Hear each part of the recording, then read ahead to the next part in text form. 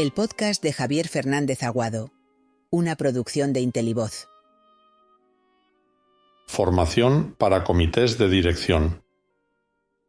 Los miembros de un comité de dirección o de un consejo de administración acopian una particular responsabilidad. De sus decisiones depende el futuro de las personas implicadas en el proyecto empresarial o financiero del que se trate.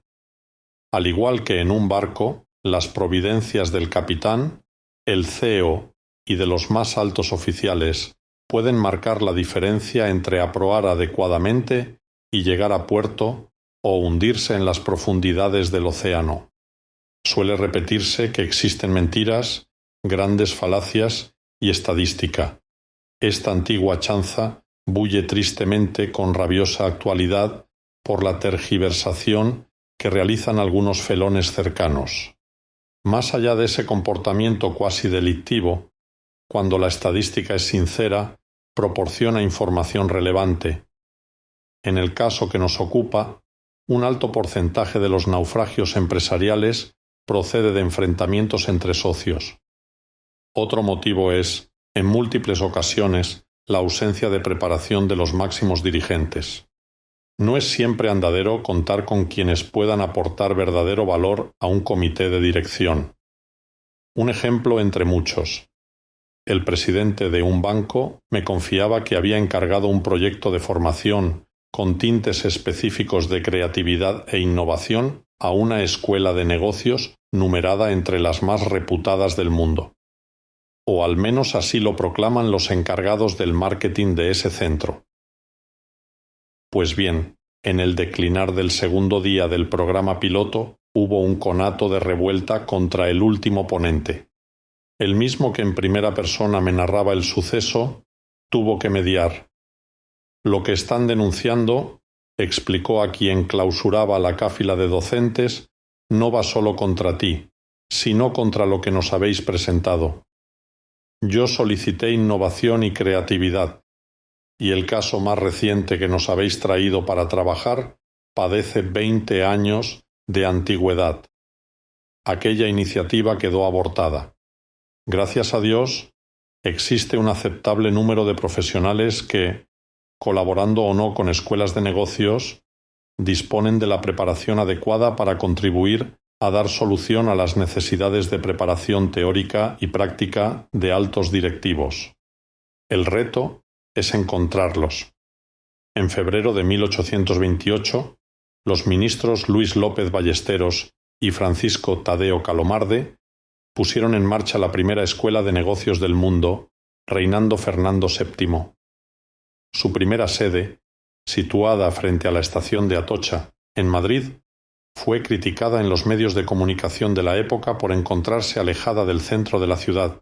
Tiempo más tarde, cuajó en ese entorno, tras la aprobación definitiva en 1850, una brillante expresión: teoría sin práctica, utopía; práctica sin teoría, rutina.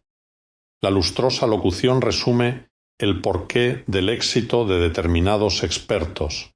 Resulta inviable formar a quienes gobiernan si de forma previa quienes eso pretenden no han experimentado en su carne los apasionantes escalofríos que provoca el batallar de una cuenta de explotación.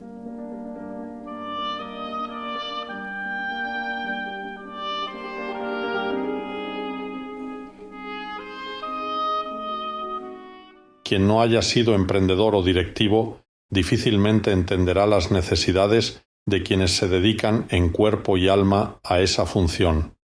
Yo me focalicé en el apasionante desafío de asesorar a directivos tras años de brega junto al dueño y máximo ejecutivo de una multinacional y tras haber levantado una pyme desde cero, sin faltar 2 tesis doctorales y otros estudios de posgrado nacionales y foráneos. En los casi 6 lustros que llevo dedicados a formar altos directivos en medio centenar de países de 4 continentes, suelo explicar que de mí no pueden esperar soluciones a los problemas técnicos que se acumulan en su petrolera, en su minera, en su fabricación automovilística, en su farmacéutica, en su bufete, en su tecnológica o en su auditora. Sin embargo, sí que puedo proporcionar una visión complementaria de estrategia y gestión de equipos de alto rendimiento precisamente por el conocimiento de muchos sectores en múltiples rincones del planeta. Existen elementos comunes a la preparación precisa de un miembro de un comité de dirección. En concreto, todo lo que tiene que ver con antropología, con generación de compromiso, con visión estratégica, etc.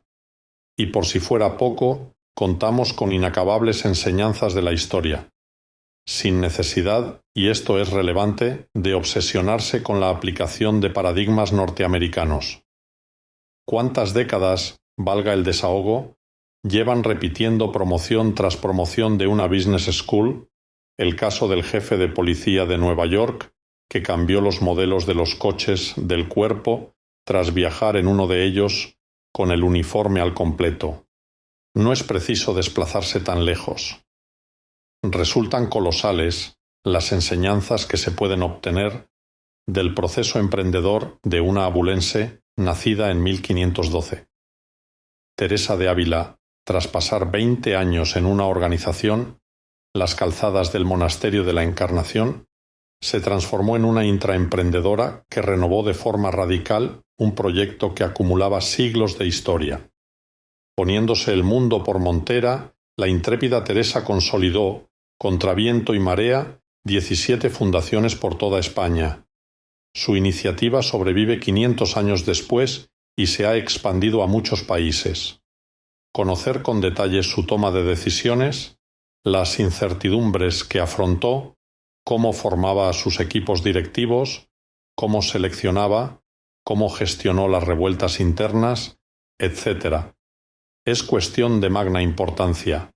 Aprender de ella resulta sumamente interesante para, adaptando como es obvio determinadas circunstancias, definir modelos de motivación y estrategia en el siglo XXI. Tal como recojo en entrevista a Aristóteles, Lid 2023, la formación es una cuestión de suma relevancia. Cuando disponemos de ella, los horizontes se amplían, las ilusiones se multiplican y las posibilidades de ayudar a otros se ensanchan. Contribuye de forma definitiva a huir de rutinas paralizantes que provocan razonamientos estériles. Concluyo con una anécdota protagonizada por el dramaturgo Henri Léon Gustave Bernstein, 1876-1953. En cierta ocasión, ordenó repetir la misma escena innumerables veces a la actriz Elvira Popescu, descontento de cómo la representaba. Hastiada, Elvira protestó. «Estoy dando el tono justo». Su preparador replicó: «Efectivamente, el justo sí, desde el principio del ensayo». Popescu reivindicó entonces: «¿Qué más quieres?». «El tono raro, que es el único que asegura el éxito».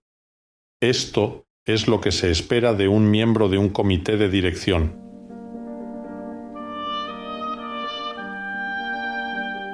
El podcast de Javier Fernández Aguado, una producción de Intelivoz.